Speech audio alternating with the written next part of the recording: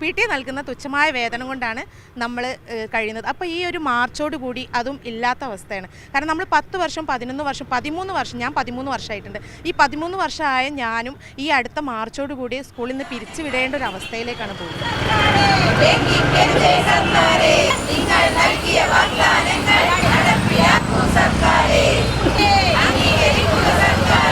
നമ്മുടെ 2014 ശേഷമുള്ള pre primary അധ്യാപകരാണ്. ഏകദേശം 2012 ശേഷം നമ്മൾ 10-13 വർഷമായിട്ട് ഈ മേഖലയിൽ വർക്ക് ചെയ്യുന്നുണ്ട്.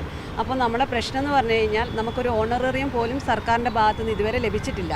അപ്പോൾ നമ്മളിപ്പം പറയുന്നത് സർക്കാരിനോട് നമ്മൾ അപേക്ഷിച്ച് പറയുകയാണ്, ഒന്നിക്ക് നമുക്ക് ഓണററിയം തന്ന് നമ്മളെ സ്ഥിരപ്പെടുത്തുക. അതുപോലെ നമ്മുടെ കുട്ടികൾക്കുള്ള ഉച്ചഭക്ഷണം സാധാരണ എല്ലാ അംഗൻവാടികളിലും അതുപോലെ പ്രീ പ്രൈമറി സ്കൂളുകളിലൊക്കെ കുട്ടികൾ ഭക്ഷണം കഴിച്ചു പോകുന്ന സമയത്ത് നമ്മുടെ കുട്ടികൾ മുട്ടയും പാലും പൈസ കൊടുത്തിട്ടാണ് നമ്മൾ അവിടെ നിന്ന് കുട്ടികൾക്ക് കൊടുക്കുന്നത്. അതൊരു വല്ലാത്തൊരു വിഷമമുള്ള കാര്യമാണത്.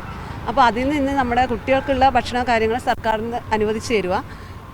പിന്നെ ഇപ്പം നമ്മൾ ഏകദേശം 13 വർഷത്തോളമായി സമരത്തിൽ തന്നെയാണ്. നമ്മൾ 2012 മുതൽ നമ്മൾ ഓരോ തവണയും ഇവിടെ വന്ന് സെക്രട്ടേറിയറ്റിന് മുന്നിൽ വന്ന് സമരം ചെയ്യുന്നവരാണ്. അപ്പോൾ ഇതുവരെയും 5 വർഷം നമ്മളെ സർക്കാർ മുന്നിൽ വരിച്ചു, പിന്നെ വീണ്ടും 5 വർഷം വരിച്ചു. കഴിഞ്ഞ 5 വർഷത്തിന് മുമ്പിൽ ഒരു 1000 രൂപ ഓണററിയം പ്രഖ്യാപിച്ചിട്ടാണ് ഇലക്ഷൻ ഡിക്ലറേഷൻ ഒരു രണ്ടാമത്തെ ഇതിൽ ബജറ്റിൽ. പക്ഷെ അതുപോലും നമ്മുടെ സർക്കാർ ഓർഡർ ഇറക്കാതെ പോയി. പിന്നെ അത് രണ്ടാമത് നമ്മുടെ സർക്കാർ തിരിച്ചു വന്നപ്പോൾ നമ്മൾ ആശ്വസിച്ചു, എന്തായാലും നമുക്ക് കിട്ടുമല്ലോ എന്ന്. ഇലക്ഷൻ ബഹിഷ്കരിന്ന് അന്ന് പറഞ്ഞെങ്കിലും ഇലക്ഷൻ ബഹിഷ്കരിക്കാതെ നമ്മളെല്ലാവരും തന്നെ ഇലക്ഷന് വോട്ട് ചെയ്ത് ജയിപ്പിച്ച് രണ്ടാമത് 5 വർഷം കഴിഞ്ഞു. ആ 5 വർഷം കഴിഞ്ഞിട്ടും ഇപ്പം അവസാന ഘട്ടത്തിലെത്തി. എന്നിട്ട് പോലും 1 രൂപ പോലും സർക്കാരിൻ്റെ ഭാഗത്തു നിന്ന് നമുക്ക് അനുകൂലമായിട്ട് വന്നിട്ടില്ല. PT നൽകുന്ന തുച്ഛമായ വേതനം കൊണ്ടാണ് നമ്മൾ കഴിയുന്നത്. അപ്പോൾ ഈ ഒരു മാർച്ചോട് കൂടി അതും ഇല്ലാത്ത അവസ്ഥയാണ്. കാരണം നമ്മൾ 10 വർഷം 11 വർഷം 13 വർഷം ഞാൻ 13 വർഷമായിട്ടുണ്ട്. ഈ 13 വർഷമായ ഞാനും ഈ അടുത്ത മാർച്ചോട് കൂടി സ്കൂളിൽ നിന്ന് പിരിച്ചു വിടേണ്ട ഒരു അവസ്ഥയിലേക്കാണ് പോകുന്നത്.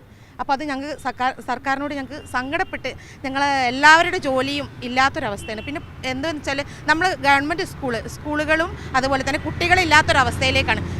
ഇല്ലാത്തൊരവസ്ഥയിലേക്കാണ് നമ്മൾ ഈ പ്രീ പ്രൈമറി തുടങ്ങിയിട്ടുള്ളത്. അപ്പോൾ അതും അടച്ചു പൂട്ടിക്കഴിഞ്ഞാൽ ഞങ്ങളുടെ ജീവിതം 40, 50, 35 വയസ്സുള്ള ഞങ്ങൾ ഇനിയൊരു ജോലിക്ക് പോകാനുള്ളൊരു സാമ്പത്തിക സ്ഥിതി എല്ലാം മോശമായ ആളുകളാണ്. അപ്പോൾ അതുകൊണ്ട് സർക്കാർ ഞങ്ങളെ കാര്യത്തിലേക്കൊന്ന് കണിയണം.